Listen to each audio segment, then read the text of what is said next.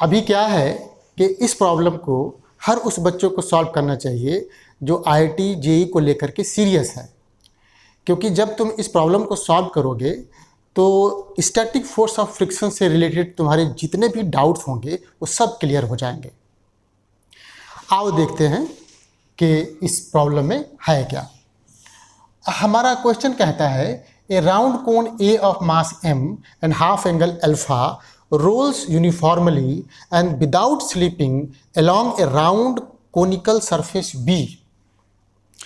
तो अपने इस क्वेश्चन के अनुसार हम पहले इसको समझेंगे और समझने के लिए हम छोटा सा पिक्चर बना रहे हैं।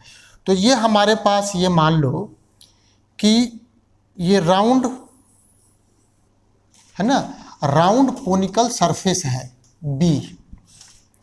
क्या है ये B, और इसी के ऊपर हमारे पास एक राउंड कोन है A जिसका मास भी गिवन है, हाफ एंगल गिवन है, इसी पर ऐसे रोल करता है। मतलब ऐसे समझ लीजिए कि ये आपका कोन है, तो ये देखिए ऐसे रोल करता है ऐसे। तो अगर मैं छोटा सा पिक्चर बनाऊं इसका, और गिवन भी है, देखिए ये कुछ ऐसे है ना, ये कुछ ऐसे ये रोल करता है। मैं कैसे दिखा दूं, ये ऐसे रोल करता है। So that it's apex O remains stationary. तो यहाँ देखो इसका ये अपेक्स है O और यहाँ पे ये फिक्स रहता है। ये पिक्चर में भी गिवन है। देखिए अगला इंफॉर्मेशन है the centre of gravity of cone A is at the same level H the point O। Centre of gravity मतलब सेंटर ऑफ मास। तो अपने इस राउंड कोन A का जो सेंटर ऑफ मास है वो O से पास होके जाने वाले इस हॉरिजॉन्टल लाइन पे फॉल करेगा। तो मैं यहाँ पे ऐसे पिक्चर बना दे रहा हूँ। तो हमारा सेंटर ऑफ ग्रेविटी कहाँ होगा, हमारा सेंटर ऑफ ग्रेविटी मान लो ये यहाँ पे होगा, सेंटर ऑफ ग्रेविटी। ठीक है। And at distance L equals to 17 centimetre from it. मतलब ये है कि सेंटर ऑफ ग्रेविटी का अपेक्स से जो डिस्टेंस है उसको हमने यहाँ L से डिनोट किया है। अगला इंफॉर्मेशन है the cons axis moves with angular velocity omega. हाँ, ये जो एक्सिस है ना, ये वाला जो एक्सिस है, ऐसे कह लीजिए, ऐसे एक्सिस है, ये ऐसे मूव कर रहा है। कितने के एंगुलर वेलोसिटी से, ओमेगा के एंगुलर वेलोसिटी से। ऐसे दिखा दो भाई, ऐसे मूव कर रहा है। Find the static frictional force acting on the cone A if omega equals to 1 radian per second. तो बहुत सिंपल सा क्वेश्चन है ये। हालांकि पिक्चर थोड़ा कॉम्प्लिकेट सा दिख रहा है, लेकिन क्वेश्चन बहुत सिंपल है। पहली बात बताओ हमको कि जब हमारा एक्सिस एक कांस्टेंट एंगुलर वेलोसिटी से ऐसे रोटेट कर रहा है, इसका मतलब ये हो गया कि हमारे कोन A का जो सेंटर ऑफ मास है वो यूनिफॉर्म सर्कुलर मोशन में होगा, है ना। सेंटर ऑफ मास कैसा होगा, यूनिफॉर्म सर्कुलर मोशन में होगा। और जिस सर्कल में ये मूव करेगा उसका सेंटर हो जाएगा O और उसका रेडियस हो जाएगा L। ये L, यही आपका कांस्टेंट एंगुलर वेलोसिटी ओमेगा से ऐसे मूव कर रहा है। तो अगर हम सेंटर ऑफ मास के मोशन को और स्टडी करना चाहते हैं तो हमें क्या करना पड़ेगा, हमें अपने बॉडी पे जितने भी फोर्सेस लग रहे हैं सबको पहली बात तो यहाँ दिखाना है। दिखाने के बाद उन सारे फोर्सेज का इस सर्कल के सेंटर की तरफ कंपोनेंट निकालना है। फिर उस कंपोनेंट को ऐड करेंगे हम और उसको m ओमेगा स्क्वायर L से इक्वेट कर देंगे, है ना। बेसिक सा अप्रोच हो गया हमारे पास। तो पहला काम हमारा हो गया कि अपने बॉडी पे जितने भी फोर्सेज लग रहे हैं वो हम अभी दिखा दें। तो पहली बात तो बहुत स्पष्ट है कि चूंकि हमारे राउंड कोन का मास m है, तो एक वर्टिकली डाउनवर्ड डायरेक्शन में उस पर फोर्स लगेगा mg। इसको तो कोई भी बता सकता है, कोई दिक्कत नहीं है यहाँ पे। दूसरा देखो, अपना कोन, ये जो कोन है A, वो सरफेस B पर ऐसे कांटेक्ट में है, तो यहाँ पे एक नॉर्मल फोर्स लगेगा। नॉर्मल फोर्स हमेशा, है ना, जो कॉमन कॉन्टेक्ट सरफेसेस होते हैं उनके परपेंडिकुलर होता है। तो भाई यहाँ से मैं ये दिखा दूंगा, ये देखिए, ये आपका नॉर्मल फोर्स हो गया, और ये नॉर्मल फोर्स इससे एंगल बनाएगा 90 डिग्री। अच्छा, दूसरी बात ये है, देखिए हाफ एंगल हमने लिखा नहीं, ये देखो हाफ एंगल है, ये हाफ एंगल है अल्फा, तो ये बेटा ये भी हो गया अल्फा। हाफ एंगल किसका? ये राउंड कोन ए का हाफ एंगल है, वो छूट गया था। अब तीसरा जो फोर्स लगेगा वो फ्रिक्शन लगेगा, और इस क्वेश्चन से हम लोग फ्रिक्शन के ही कॉन्सेप्ट को स्ट्रॉन्ग करने के लिए, है ना, इतना तामझाम कर रहे हैं। तो समझो कि फ्रिक्शन यहाँ कैसे लगने वाला है। सपोज करो भाई हमारा ये जो पॉइंट है ओ, वो तो यहाँ स्टेशनरी है। मान लो कि मैं इसको रोल नहीं करा रहा होता, इसको सिंपली ऐसे छोड़ दिया होता, तो इसकी टेंडेंसी होती वो नीचे गिरने की ना, ऐसे नीचे गिरने की टेंडेंसी होती इधर की तरफ। इसका मतलब कि अपने कोण ए का सरफेस बी के रिस्पेक्ट में रिलेटिव वेलोसिटी एक इधर की तरफ आ गया, है ना। वेलोसिटी रिलेटिव कह लीजिए आप, इसको 1 कह लीजिए आप थोड़ी देर के लिए। अभी क्यों ऐसा देखिए। दूसरी बात, हमारा कोण जो है उसी सरफेस पर ऐसे देखो रोल भी कर रहा है। तो अगर मैं एक पर्टिकुलर मोमेंट पर ये जो कोण है उसका और जो कोनिकल सरफेस है उसका ये जो कांटेक्ट पॉइंट निकालूं, तो कांटेक्ट पॉइंट की टेंडेंसी, है ना, किधर की तरफ है? पीछे की तरफ मूव करने की है। तो मतलब इधर से भी एक रिलेटिव वेलोसिटी आ गया, और हमारा जो फ्रिक्शन होता है रिलेटिव वेलोसिटी को अपोज करने के लिए होता है। चलिए, तो मैं इसको थोड़ा और क्लियर करने के लिए एक हल्का सा अलग पिक्चर देखिए बना रहा हूँ, क्योंकि मजबूरी है, वो उसके बगैर यहाँ समझ में नहीं आएगा। तो देखो, एक तो इधर की तरफ रिलेटिव मोशन था, है ना, तो इसकी वजह से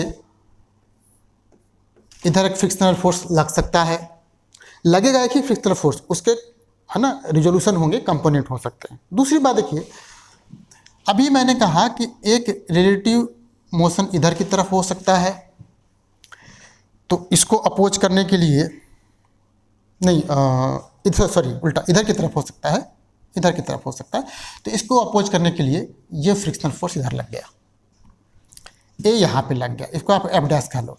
मतलब ये हो गया कि अपने कोण पे जो भी फ्रिक्शनल फोर्स लगेगा उसके 2 कंपोनेंट होंगे, एक तो इसके अलोंग और एक इसके अलोंग, इस डायरेक्शन में, है ना, रोलिंग मोशन को अपोज करने के लिए, और इस डायरेक्शन में जो स्लिप कर रहा है उसको अपोज करने के लिए।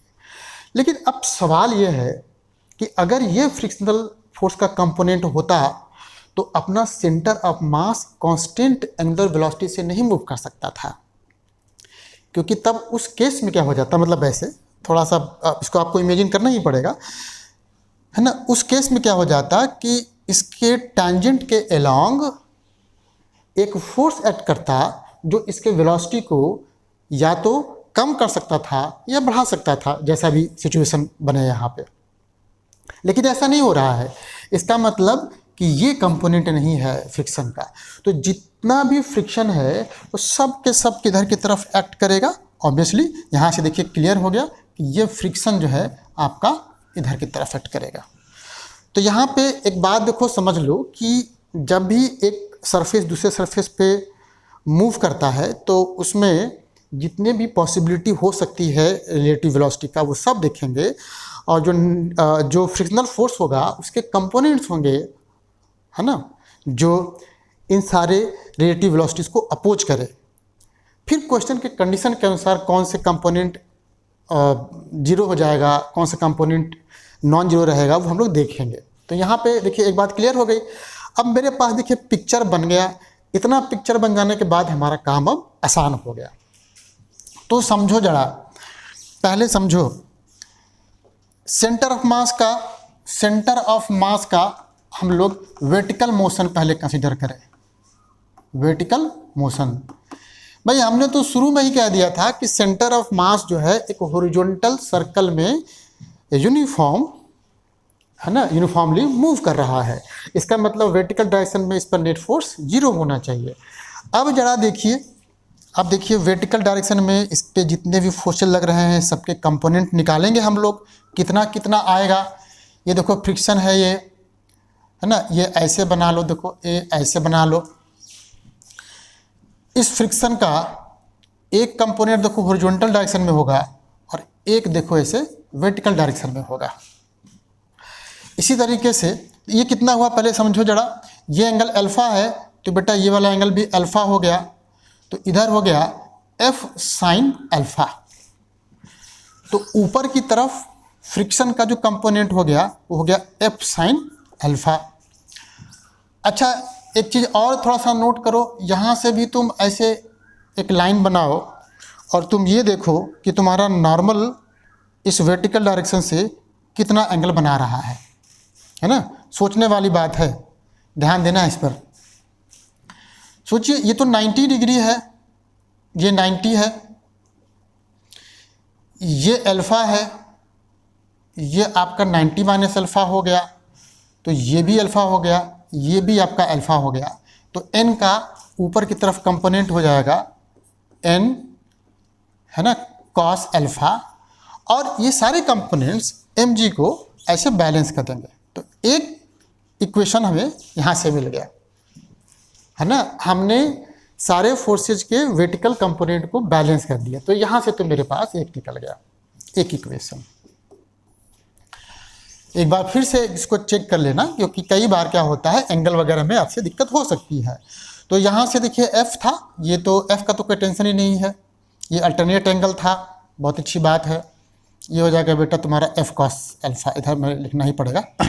n के लिए एक बार फिर से देखो चेक करो, ये अल्फ़ा है, ये 90 है, ये 90 माइनस अल्फ़ा, टोटल यहाँ से यहाँ तक 90 होना है, क्योंकि ये हॉरिजॉन्टल है, ये वर्टिकल है, तो ये ऑब्वियसली अल्फ़ा हो गया, और ये अपोजिट एंगल है, वर्टिकली अपोजिट एंगल, तो ये अल्फ़ा हो गया, सही है ये।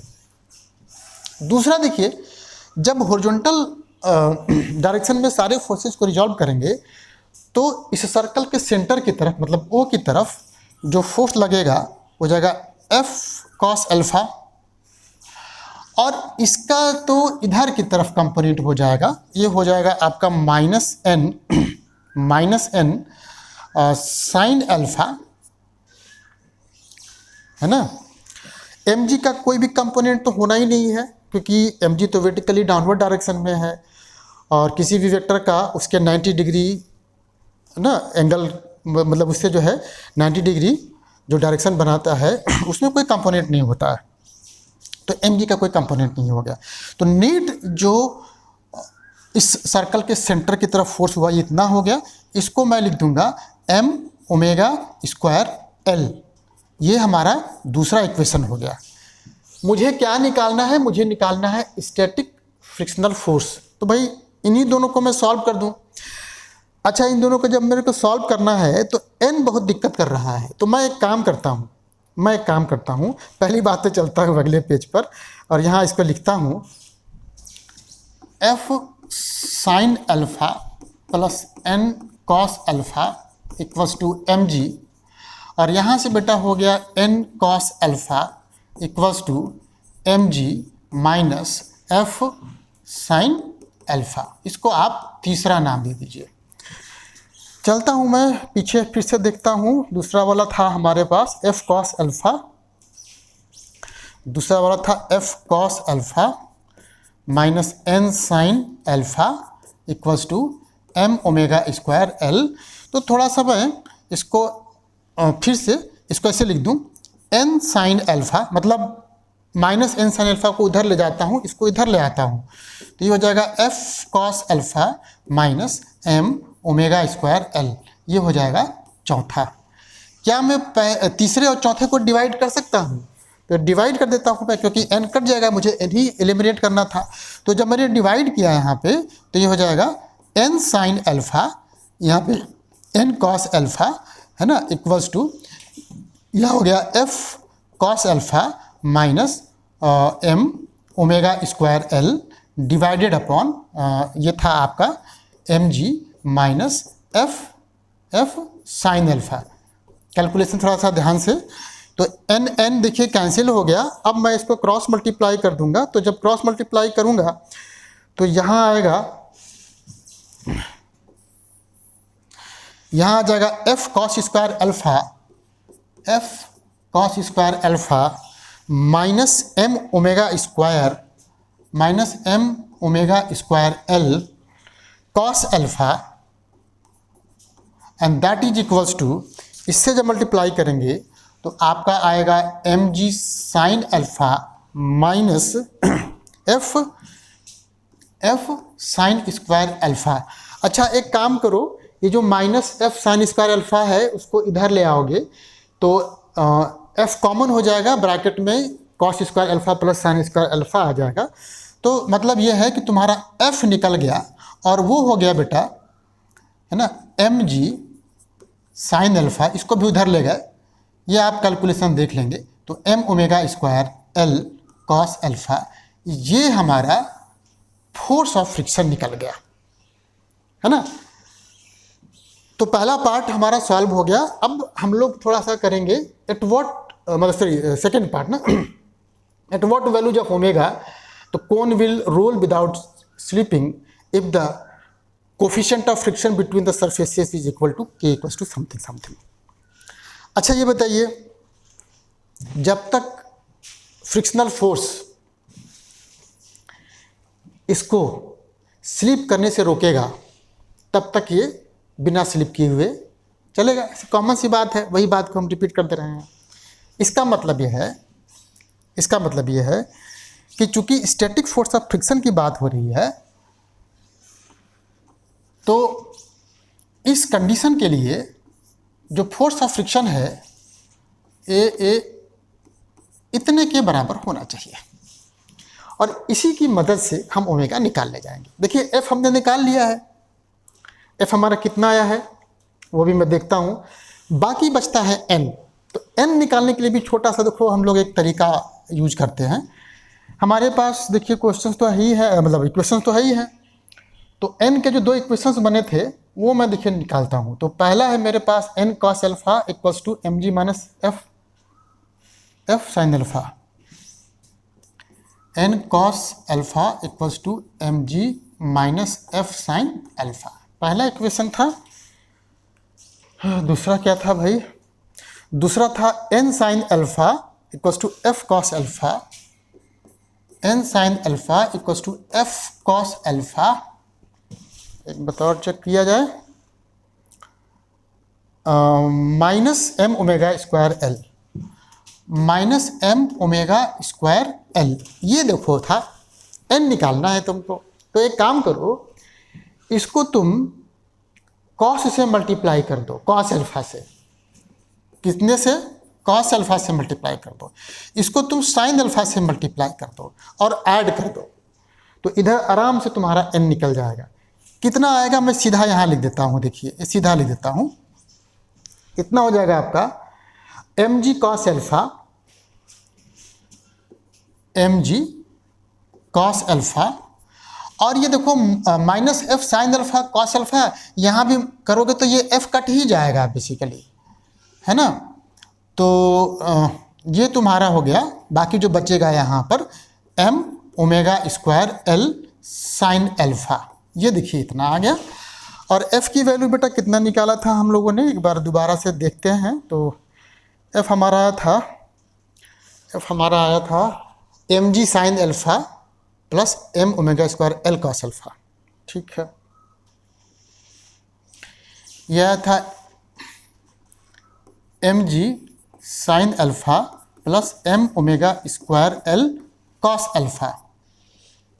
हमको लगता है इसमें से m तो कॉमन लेकर के हम लोग काट सकते हैं, तो क्यों ना हम लोग यहीं पे काट दें m को, और अब इसको सिंप्लीफाई करके इसमें जो आपको ओमेगा दिखाई दे रहा है वो आपको निकाल ले जाना है।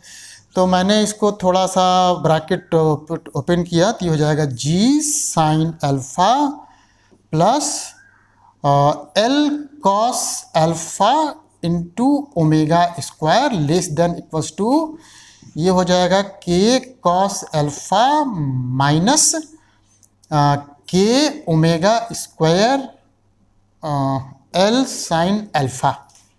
ओमेगा स्क्वायर वाले टर्म को एक तरफ कीजिए, बाकी को दूसरे तरफ कर दीजिए। तो यहाँ ओमेगा स्क्वायर यहाँ पे था एल कॉस अल्फा, बेटा जब इधर आएगा ये तो ये प्लस में हो जाएगा, वो हो जाएगा के एल साइन अल्फा, है ना, ओमेगा स्क्वायर। और इसको मैं उधर लेके जा रहा था तो यह था k cos alpha minus g sine alpha. अब यहाँ से omega square will be less than equals to k cos alpha minus g sine alpha divided upon l cos alpha plus k l sine alpha. इतना हो जाएगा। एक step और चलना है हम लोगों को, इसको रूट में कर देना है, तो मैं इसको छोड़ दे रहा हूँ यहीं से, आप इसको इस रूट में कर देंगे। तो ओमेगा की जो वैल्यू होनी चाहिए या तो इतना या इतने से कम होनी चाहिए, तो वो स्लिप नहीं करेगा जो हमको निकालना था, है ना। तो ओमेगा के वैल्यूज़ का रेंज भी निकल गया, हमारा क्वेश्चन अब सॉल्व हो गया।